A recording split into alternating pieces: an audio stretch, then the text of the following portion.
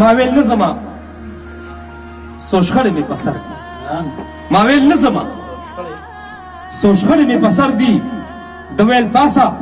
زنکدن ته تیاریږه په اوچ زور کم رضا د اجل خولې ته اسرائیل دې راته وایي چې سمیږه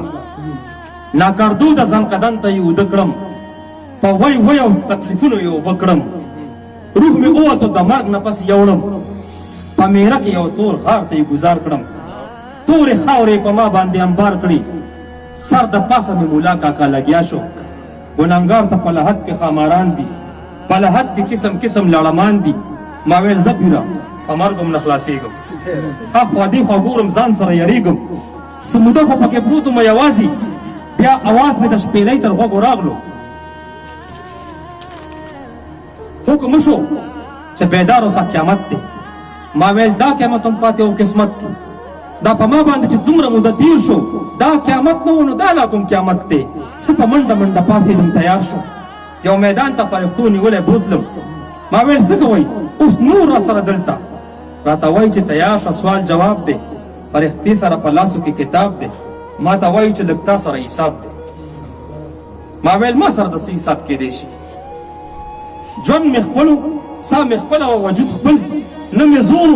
نه مې زر لرل دنیا کې نه روټۍ وه نه جامونه نه مستۍ وي نه بنګلې وي عیاشي وه نه روپۍ وي نه مې خوا کې مستې مستې خاپېرۍ وي د ملنګ سره حساب د څه حساب دی د غلام سره د څه شي احتساب دی خو زه ټیک ده تابعدار یم ولاړ یم که د بل د ژوند د لارې که د بل د ژوند لازي را سره شماري کومې ناکردي را سره شماري د غمونو مرحلې را سره شماري ځکه وایي حساب کوه چې تا ته ښایي دومره څوک دي چې په تا پسې به وایي ښه کره کتنه وشوه په میدان کې زما هر عمل یې وتلو میزان کې بیا یې وویل فرښتو ته چې تلوار کوي دغه پورې جهنم ته یې ګزار کوي ما ویل یا خالقه ربه ما ویل یا خالقه یا ربه ناتوان یم حیرسناک او هوسناک خو تا پیدا کړم د شهوت لمبې د خپله ماته راکړي په ګناه کې د لذت هم خپله راکړو انګیال صاحب او هوس دې بیا په صبر زوره ورکړو انسانیت دې د شهوت نه مرور کړو زما څه قصور دی څه خو بس پیدا شو د دنیا په اوښتو بوختو کې لګیا شم چې د ټولې زمانې کردار هم دا و معاشره وضعې هم پکې راګیر کړم بې له دې را سره نه تلل څوک په لاره لیونی هم بې له دې پروردګاره حکم وشو وایي نور تاویلات پرېږده فرښتو د دواړو لاسو نه کابو کړم پر اخښلو یې دوزخه پورې یوړم لکه لار کې چې راکاږي څوک مرداره ما په چغو چغو ویل پروردګاره د اویو میندو نه زیاته مینه دا ده دا په څومره ضلالت یې را روان کړم عجیبه خلک د اوسي په اسمان کې نه په سوال نه په منت نه په زارو دي نه د بل په ناکردو او په سلګو دي راته وایي چې څو کاله به دوزخ کې ته سوځېږي او مړ کېږي ژوندی کېږي ما ویل افرین منم مو ښکلی کار دی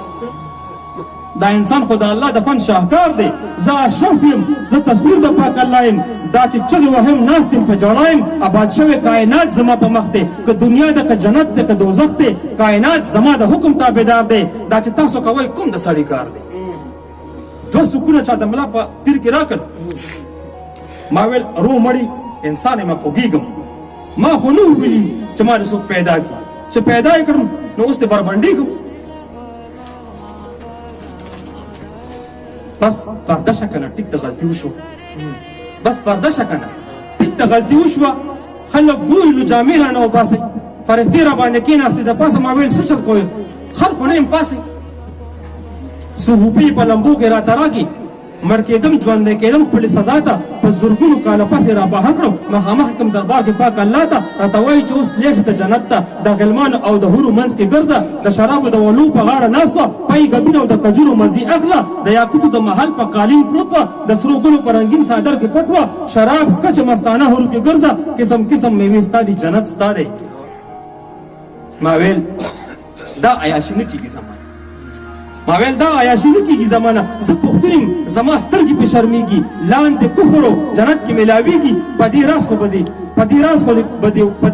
والله که څوک پوهېږي بس خوړل دي سکل دي عشق بوسو کنار دی یار دی مینه ده او مینه ده او یار دی بس اقرار دی نه انکار سره تکرار دی دغه کار خو د کلکو سترګو کار دی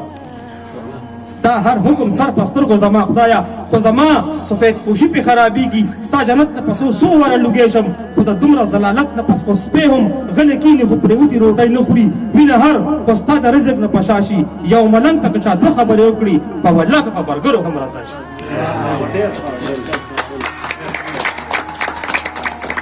جنت او جهنم یا جنت او جهنم د منځه لر کا یا خپل رحم په غضب باندې سیوا کا